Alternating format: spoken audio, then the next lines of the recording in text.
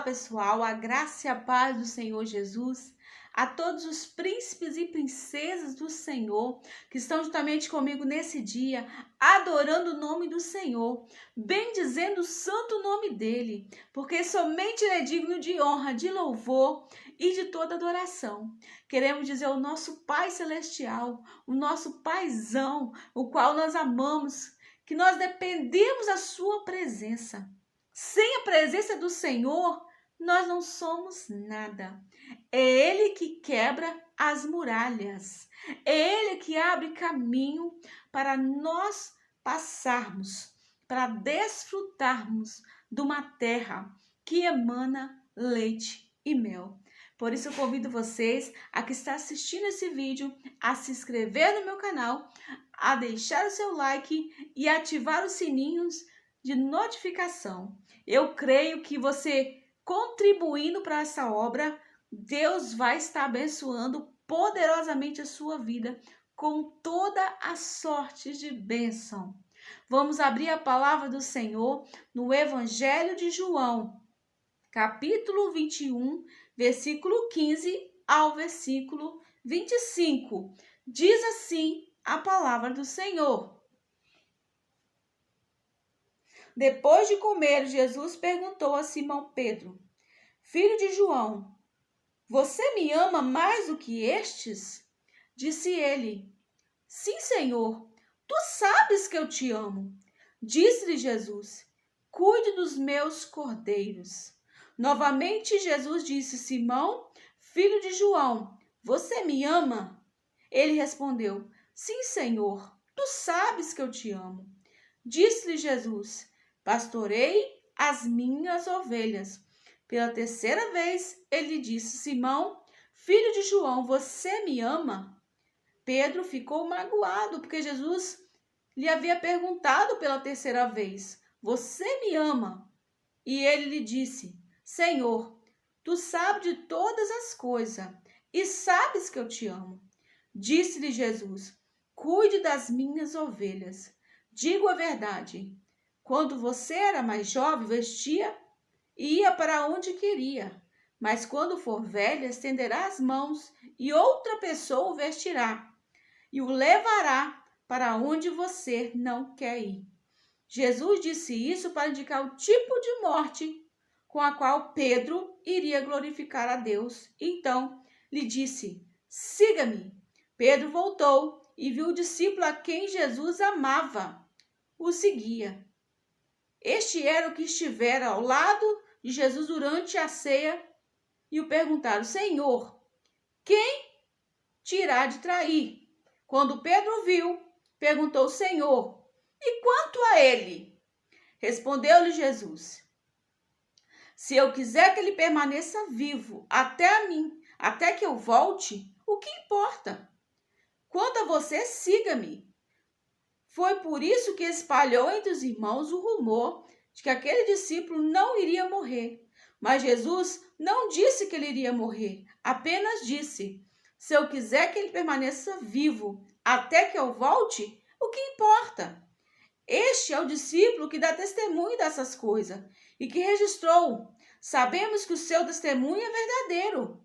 Jesus fez também outras coisas. Se cada uma delas fosse escrita, penso que nem mesmo o mundo inteiro haveria espaço suficiente para livros que seria escrito. Palavra abençoada. E Deus ele quer ensinar algo para nós, algo poderoso da parte de Deus. A gente percebe aqui que o Senhor chamou os seus discípulos para ser pescadores de homens. Mas depois da morte de Jesus, o que aconteceu? Eles voltaram a praticar as antigas práticas, voltaram a pescar peixes, sendo que o Senhor o convidou para pescar homens. E aqui fala, depois da ressurreição de Jesus, ele apareceu novamente aos seus discípulos. E chegou para o apóstolo Pedro e perguntou para ele, Pedro, tu me amas? Ele falou, Senhor, tu sabe que eu te amo. E Jesus falou com ele, pastoreia os meus cordeiros. E pela segunda vez, Jesus pergunta ao apóstolo Pedro se ele o amava. Ele falou, tu sabes que eu te amo. E Jesus fala: pastorei as minhas ovelhas. E a palavra do Senhor diz que pela terceira vez Jesus pergunta ao apóstolo Pedro se ele o amava. Pedro ficou magoado. Falou: Senhor, tu sabes de todas as coisas. Tu sabes que eu te amo. E Jesus fala com ele: pastorei as minhas ovelhas. E aqui ele diz que,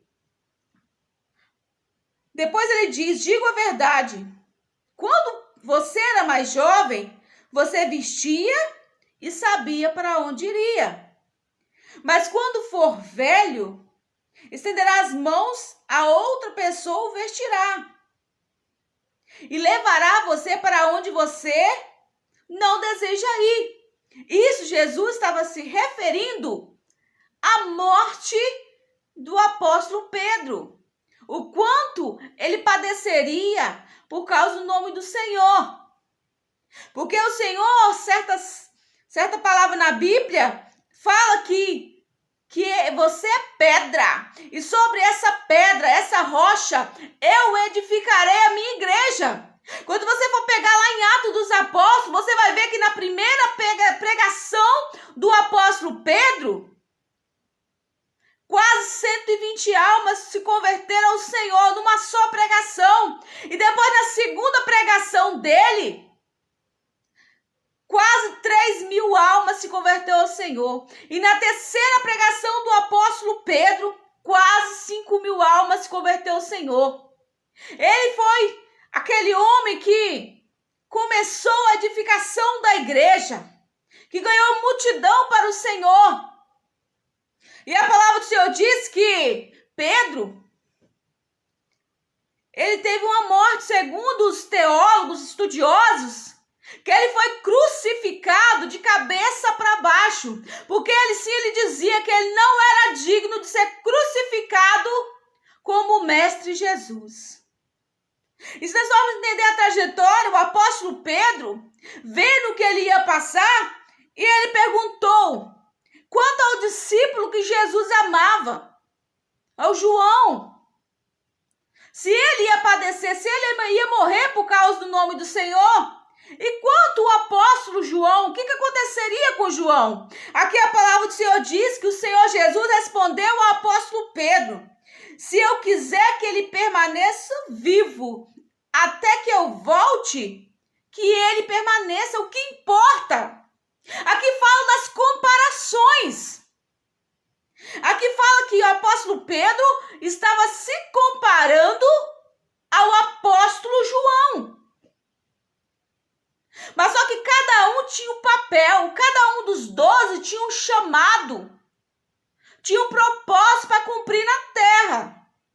O apóstolo Pedro, ele foi chamado para a edificação da igreja.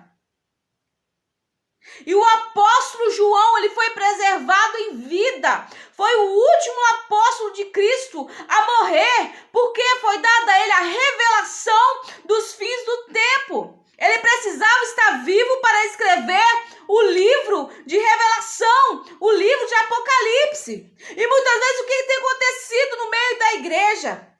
As pessoas têm se comparado uma com as outras. Cada um tem um chamado por Deus. Deus chamou uns para ser pastores, Deus chamou outros para ser profetas, Deus chamou outros para ser apóstolos, evangelistas, para ser mestre.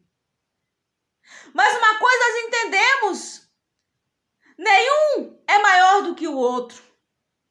Nós temos 5 dedos nas mãos e existem 5 ministérios da igreja. Esses 5 ministérios em unidade conseguem alavancar no reino espiritual e multidões vir para Cristo. Mas nenhum deles é maior do que o outro. Cada um tem o seu papel na obra do Senhor.